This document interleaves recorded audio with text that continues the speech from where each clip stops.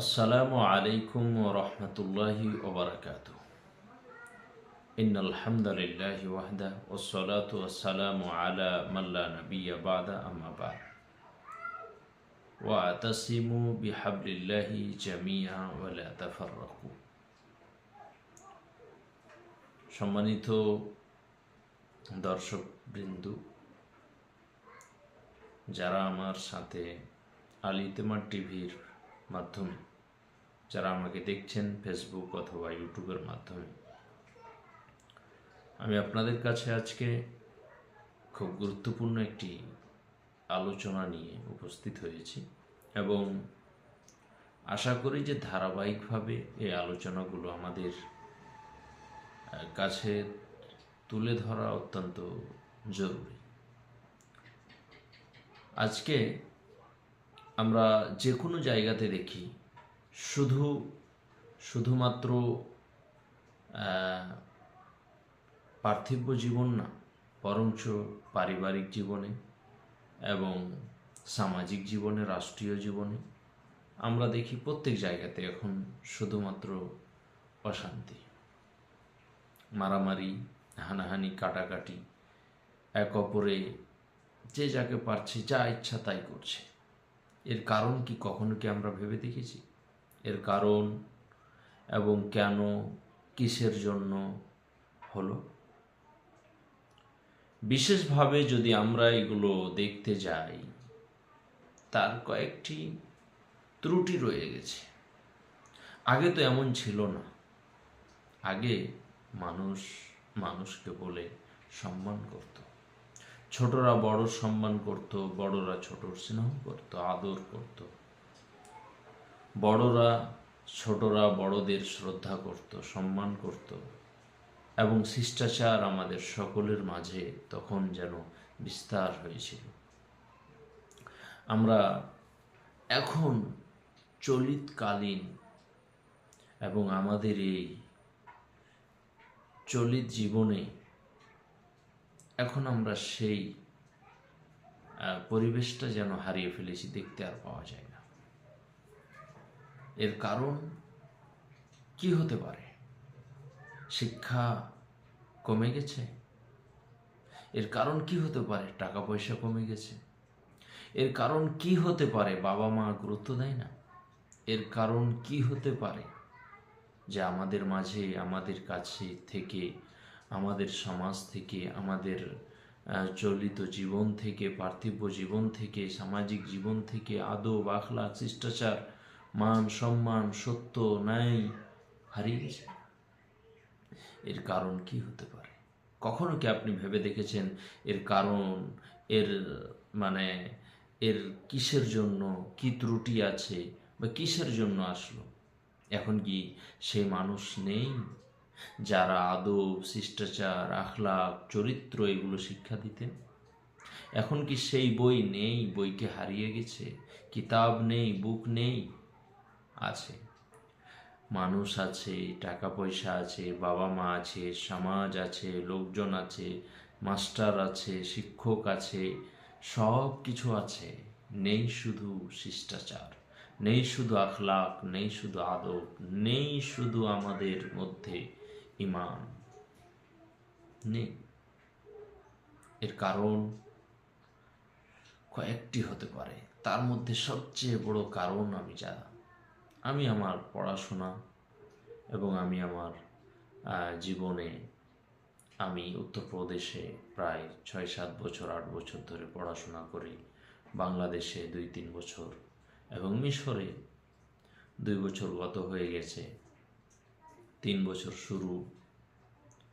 আমি মিশর পর্যন্ত দেখি। আমার জীবনে সবচেয়ে বড় একটি কারণ হচ্ছে সমাজ ব্যবস্থা আমাদের ঠিক নেই। পরিবার, পারিবারিক ব্যবস্থাকে ঠিক করতে সাহায্য করে সমাজ। পরিবারের যিনি গার্জেন, দায়িত্বশীল, ওনাকে সঠিকভাবে পরিচালিত করতে এবং যিনি দায়িত্বশীল ওনাকে দায়িত্ব পালন করতে বাধ্য করবে সমাজ।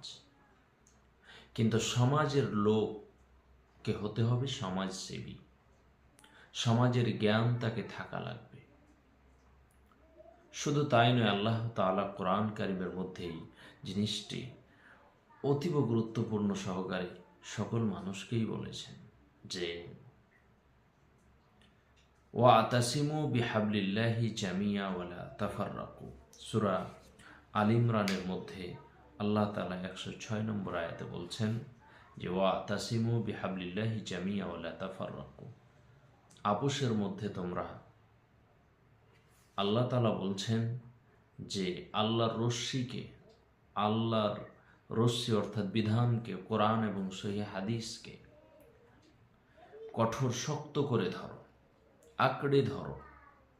আর তারপরে বলছেন যে ওয়ালা তাফাররাকু, তোমরা নিজেদের মধ্যে আলাদা আলাদা হয়ে বিভেদ সৃষ্টি করো না, আবার দলে দলে ভাগ বিভক্ত হয়ে যেও না, ভাগাভাগি হয়ে যেও না। তোমরা সবাই মিলে একসাথে আল্লাহর কোরআন এবং সহিহ হাদিসকে তোমরা আঁকড়ে ধরো, সুন্দর করে শক্ত করে বেঁধে রাখো। এর কারণ জামাতবদ্ধ জীবনযাপন করতে বলেছে, জামাত সমাজবদ্ধ জীবনযাপন করতে বলেছে। তবে সমাজের মধ্যে, জামাতের মধ্যে কোরআন বিরোধিতা কাজ হবে এটা নয়, সমাজের মধ্যে হাদিস বিরোধিতা কাজ হবে এটা নয়। সমাজের দায়িত্ব নিবে তারা যারা সমাজ এবং কোরআন এবং হাদিস সব কিছু বোঝে। সমাজের মধ্যে যারা জ্ঞানী লোক তারা সমাজ পরিচালনা করবে। এই কথা রাসূল সাল্লাল্লাহু আলাইহি ওয়াসাল্লামের হাদিস দ্বারা প্রমাণিত। এবং কিভাবে আল্লাহর রশ্মিকে আমরা মজবুত করে ধরবো, যেমনভাবে আল্লাহর নবী আমাদের শিখিয়ে দিয়েছেন সহিহ হাদিস দ্বারা, আল্লাহর কোরআন এবং সহিহ হাদিস এবং সাহাবীদের যে জীবন এবং তাবেঈনদের এবং তার সাথে সালফে সালেহিন যিনারা আমাদের দেখানো পথ দেখিয়ে দিয়েছেন, সে দেখানো পথ দিয়ে আমাদের পরিচালিত হতে হবে। তাহলেই আমরা সমাজকে গড়ে তুলতে পারবো। আর সমাজবদ্ধ জীবনযাপন করতে হলে আমাদেরকে নিশ্চয়ই কোরআন এবং হাদিস শিখতে হবে। শুধু মানুষই যে সমাজবদ্ধ জীবনযাপন করবে এটাই কি আদেশ? জি না। পৃথিবীতে আসমান এবং জমিনে যতগুলো প্রাণী রয়েছে তাদেরও একটা আল্লাহ সিস্টেম বানিয়েছে, তারাও সেই সিস্টেমে সমাজবদ্ধ জীবনযাপন করে। যেমন একজন ফ্রান্সের বড় গবেষক শেখ বোবাকিয়া হামজা তার কোরআনের তর্জমা একটি অনুবাদ করেছিলেন ফার্সি ভাষায় ফ্রান্সের। সেই জায়গাতে তিনি একটি আয়াত উল্লেখ করে, কোরআনের আয়াত উল্লেখ করে তিনি বলছেন যে ওয়ামা মিন দাব্বাতিন ফিল আরদি ওয়ালা তাইরিন ইয়াতিরু বিজানাহিহি ইল্লা উমামুন আমসালুকুম মা ফাররাতনা ফিল কিতাবি মিন শাইইন সুম্মা ইলা রাব্বিহিম ইহশারুন। এ কথা কোরআনের, এবং এটি সূরা আনআমের 38 নম্বর আয়াতে আল্লাহ তাআলা বলছেন যে পৃথিবীতে এমন কোনো প্রাণী পশু যারা জমিনের উপরে চলে এবং আসমানে ওড়ে ডানার ভর দিয়ে, সকলেই তারা তোমাদের মতো ইল্লা উমামুন আমসালুকুম, তোমাদের মতো জীবনযাপন করে জামাতবদ্ধ সমাজবদ্ধ হয়ে। মা ফাররাতনা ফিল কিতাবি মিন শাইইন, আল্লাহ তাআলা এই কোরআনে কোনো ত্রুটি ছেড়ে দেননি। সুম্মা ইলা রাব্বিহিম ইহশারুন, তাদের সকলকে তাদের প্রতিপালকের কাছে সমাবেত করা হবে, সকলকেই সমাবেত করা হবে। সম্মানিত দর্শকবিন্দু, এবার আপনাকে এই আয়াতের একটু আমি শুধু বলি যে সমাজবদ্ধ জীবনযাপন করলে আমরা কতটুকু আমাদের লাভ আছে। সমাজ ক্ষুদ্র ক্ষুদ্র করে তো আর বলা সম্ভব নয়। শুধু মানুষকেই সমাজবদ্ধ জীবনের সীমাবদ্ধ নয়, প্রাণীদেরকেও বলা হয়েছে জমিনের উপরে এবং আসমানে। যদি আমরা কয়েকটি উদাহরণ দেখি তাহলে আমরা পাবো মৌমাছির কাছ থেকে মৌমাছিকে আমরা আল্লাহ এর ব্যাপারে কোরআনেও আল্লাহ তাআলা মৌমাছির ব্যাপারে আলোচনা করেছেন। মৌমাছি তার যে মৌচাক তৈরি করে সেখানে সকল মৌমাছিরা এক অপরের সাথে মিলিত হয়ে থাকে, এক অপরে খবর দেয়, এক অপরে এক কথায় সংবাদ তারা এক অপরে পরস্পরে দেয়, আর তারা বুঝাতে থাকে তার ড্যান্স এবং নাচের মাধ্যমে এক অপরের সাথে কথা বলে, আওয়াজের মাধ্যমে কথা বলে এবং নাচের মাধ্যমে তারা কথা বলে। এবং যেখানে মৌচাককে যদি আমরা দেখি, একজনকে যদি আমরা আঘাত করি 10 জন ঝাঁপিয়ে পড়ে। এটা সমাজবদ্ধ জীবনযাপনের একটি উপকার, যে আপনি যদি সমাজের মধ্যে, সমাজ আপনাদের ঠিক থাকে, যেখানে যেভাবে অন্যায় হলে সমাজের 10 জন 20 জন ঝাঁপিয়ে পড়লে অন্যায়টা নিশ্চয় উঠে যাবে। কাজেই কোনো জ্ঞানওয়ালা মানুষ মৌমাছির চাকে হাত দিতে যায় না, কারণ ঢেল মারতে যায় না, পাগল হলেই মারবে, কারণ জানে একটা ঢেল ছুঁড়ে যেতে আমি 2-5টা মৌমাছিকে আঘাত করি, তা মৌচাককে আঘাত করি, মৌমাছি সবগুলো এসে আপনাকে আক্রমণ করবে। এটা জামাতবদ্ধ। একজন আসবে না, যাকে লাগবে সে আসবে না। প্রশাসন বিভাগ ওদের মধ্যে আছে, কিন্তু সবাই যে তা না, আসবে। সম্মানিত উপস্থিতি এবং দর্শকবিন্দু, আরও একটি কথা, শুধু মৌমাছি নয়, যদি আমরা দেখি মাকড়সা, মাকড়সা সম্পর্কে আরবিতে একে বলে আনকাবুত। এই আনকাবুত অর্থাৎ মাকড়সা নিয়ে আমরা যদি কোরআন কারিমের কাছ থেকে দেখি, তাহলে এই আনকাবুত ব্যাপারেও আল্লাহ তাআলা বলেছেন। এই ব্যাপারে এখনকার বিজ্ঞানী এবং সায়েন্স এই আনকাবুত সম্পর্কে একটি আয়াতের কথা তুলে ধরেছেন এবং আল্লাহ তাআলা বলেছেন, মাসালুল্লাযীনা ইত্তাখাযু মিন দুনিল্লাহি আউলিয়া কামাসালিল আনকাবুত, যারা আল্লাহর পরিবর্তে অপরকে অভিভাবক রূপে গ্রহণ করে তাদের দৃষ্টান্ত হচ্ছে মাকড়সা। এখানে একটা কথা, যারা আল্লাহকে বাদ দিয়ে অন্য কাউকে ইলাহ, অভিভাবক, রব, প্রতিপালক হিসাবে গ্রহণ করেছে, তাদের দৃষ্টান্ত কাকে বলেছে? মাকড়সা। মাকড়সা কি? মাকড়সা বলছে ইত্তাখাযাত বাইতান ওয়া ইন্না আওহানাল বুয়ুতি লাবাইতুল আনকাবুতি লাউ কানু ইয়ালামুন। এখানে সে আনকাবুতের কথা আল্লাহ তাআলা তুলে ধরে বলছেন যে মাকড়সা সে নিজের জন্য ঘর বানায় এবং ঘরের মধ্যে মাকড়সা ঘরেই তো দুর্বলতা যদি তারা জানত। এর মানে এই যে তারা মাকড়সা যদি জানতে পারত যে তার ঘর হচ্ছে অতীব দুর্বল, আর সে ওই ঘরে বাঁধে, খুব কষ্ট করে বাঁধতে থাকে, পরিশ্রম করে, কিন্তু এক পর্যায়ে সে থাকতে পায় না। কেন? হালকা হাওয়া, হালকা বাতাস, হালকা কিছু যদি এসে টাচ হয়, আপনি সামান্য আপনার হাতটা টাচ হলেই যেন সে মাকড়সার জাল শেষ হয়ে যাবে। তো যেটা কথা বলছিলাম, আল্লাহ বলছেন পৃথিবীর যতগুলো ঘর আছে থাকার জন্য, সব ঘরের চাইতে দুর্বল ঘর হচ্ছে মাকড়সার ঘর।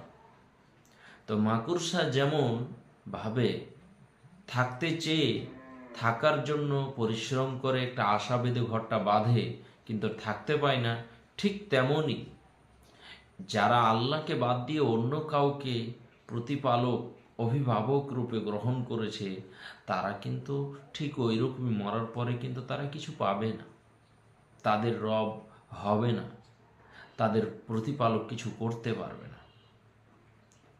এখানে একটা কথা সায়েন্স বলেছে, আজকালকার সায়েন্স, এখনকার সায়েন্স বলছে মাকড়সার সুতোটা অনেক শক্ত, আর আল্লাহ বলছেন মাকড়সার ঘর দুর্বল। তা আল্লাহ দুর্বল বলেছে মাকড়সার বাড়ি এবং ঘর দিক দিয়ে, আর সায়েন্স সুতোটাকে বলছে কি শক্ত, মজবুত। তাহলে সায়েন্স আর আল্লাহর কথা এখানে দুই মত হচ্ছে। কিন্তু আল্লাহ এখানে বোঝাতে চেয়েছেন যে ঘরটা হচ্ছে দুর্বল। কিসের দিক দিয়ে? বাস করা যাবে না এই দিক দিয়ে দুর্বল। আর সায়েন্স বলছে সুতোটা মজবুত, সুতোটা মজবুত। তো আল্লাহ দুর্বল এটা বুঝাতে চেয়েছেন যে মাকড়সা আশা করে যদি এখানে আশা করে যদি সে ঘর বাঁধছে কিন্তু থাকতে পায় না, ঠিক তেমনই আল্লাহ দৃষ্টান্ত পেশ করছে ওদের যারা আল্লাহকে মানে না, অন্য কাউকে রব বলে গ্রহণ করেছে, তাদেরকে নিয়ে আল্লাহ বলছেন যে মরার পরে তারা কিছু পাবে না। ঠিক মৌমাছি, মাকড়সা, আরও যদি আমরা দেখি পিপিলিকা এবং উট এসব সারি সারি উট চলে। আল্লাহ তাআলা উটের ব্যাপারে বিস্তারিত কোরআনে অনেক কিছু বলেছেন। আফালা ইয়ানজুরুনা ইলাল ইবিলি কাইফা খুলিকাত। চিন্তাশীল মানুষেরা কি দেখে না উট কিভাবে তৈরি করা হয়েছে, কিভাবে সৃষ্টি করা হয়েছে? তো কথা বলছিলাম প্রিয় দর্শকবৃন্দ, আজকে যে টপিকটা নিয়ে কথা বলছিলাম সেটা হচ্ছে এই সমাজবদ্ধ জীবনযাপন করতে হবে। সমাজ থেকে আলাদা হলে আজ বাড়ি বাড়ি লোকজনের অশান্তি, কেউ সঠিক বিচার পায় না, অন্যায় অবিচার জুলুম যা ইচ্ছা তাই করছে, লুণ্ঠন মারামারি পিটাপিটি কত কি হচ্ছে। কাজেই যদি আমরা সমাজকে গড়ে তুলতে চাই, আল্লাহর নবীকে একজন সাহাবী এসে জিজ্ঞাসা করছেন, মাতা সাআ, কিয়ামত কবে আসবে আল্লাহর নবী? আল্লাহর নবী বললেন, ইতা দুইয়াতিল আমানা, যখন আমানতকে নষ্ট করা হবে, আমানতকে আমানত হিসাবে গ্রহণ করা হবে না, তখন কিয়ামতের অপেক্ষা করো। রাসূল সাল্লাল্লাহু আলাইহি সাল্লাম বললেন, সাহাবী বললেন যে আল্লাহ রসুল কিভাবে আমানত নষ্ট হবে? আল্লাহর নবী বললেন, ইদা উসিদাল আমরু ইলা গায়রি আহলি, ইদা উসিদাল আমরু ইলা গায়রি আহলি। রাসূল সাল্লাল্লাহু আলাইহি ওয়াসাল্লাম বললেন যে আমানতের জায়গাতে দায়িত্বশীল মানুষকে যারা যোগ্য, অযোগ্য জায়গাতে এবং যোগ্য স্থানে অযোগ্য মানুষকে দায়িত্ব দেওয়া হবে, তখনই আমানতের খেয়ানত হবে। আর যখন খেয়ানত হবে তখন কিয়ামত আসবে, এ কথা আল্লাহ নবী বললেন। কিন্তু এখন কিয়ামতের আলামতের মধ্যে খেয়ানত ঘরে ঘরে বেশি হবে। তো কিয়ামতের আলামত থেকে বাঁচতে হবে। আমানতের খেয়ানত যে হচ্ছে, এই বিষয়গুলো আমাদেরকে দেখতে হবে। এবং আমাদের যেটা আমরা বলতে চাচ্ছিলাম যে সমাজবদ্ধ জীবনযাপন করতে হলে আমাদের এই জিনিসগুলো রক্ষা পাবে। আর সমাজ থেকে যখনই বিচ্ছিন্ন হব আমরা, তখনই আমাদের মধ্যে আর এককভাবে আমরা কেউ বিচার পাবো না, সত্য খুঁজে পাওয়া যাবে না, যেখানে সত্যর আশা করবেন সেটা থাকবে না। আল্লাহ রসুল সাল্লাল্লাহু আলাইহি ওয়াসাল্লাম বলছেন, ইয়াদুল্লাহি আলাল জামা, আল্লাহর সাহায্য জামাত এবং দলের উপরে আছে। তবে কোন দল এবং কোন জামাত?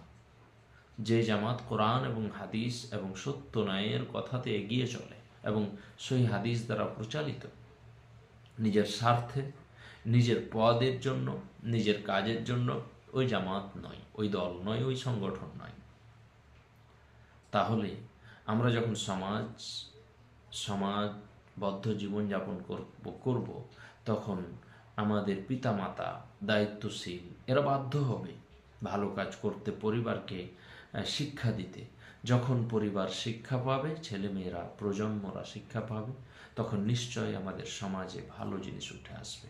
তাই আমাদের ঘরে ঘরে কোরআন শিক্ষা, আদব শিক্ষা, শিষ্টাচার শিক্ষা, ছোট ছোট বাচ্চাদের শিক্ষার ব্যবস্থা করতেই হবে। আর সেটা হচ্ছে অতুলনীয়, যেটা হচ্ছে মক্তব আমাদের মসজিদে করতেই হবে। এমনকি মক্তব তুলে ধরার কয়েকটি, কেন করব এই জন্য কয়েকটি কথা আমি পরবর্তী ভিডিওতে ইনশাআল্লাহ আবার পেশ করব। আজকে এখান থেকে আমি আমার বক্তব্য শেষ করছি। তবে আগামীতে ইনশাআল্লাহ আরও ভালোভাবে আপনাদের সামনে এই সমাজের বিষয়ে আলোচনা করার চেষ্টা করব। আমার তৌফিক ইল্লা বিল্লাহ। আসসালামু আলাইকুম ওয়া রাহমাতুল্লাহি ওয়া বারাকাতুহু।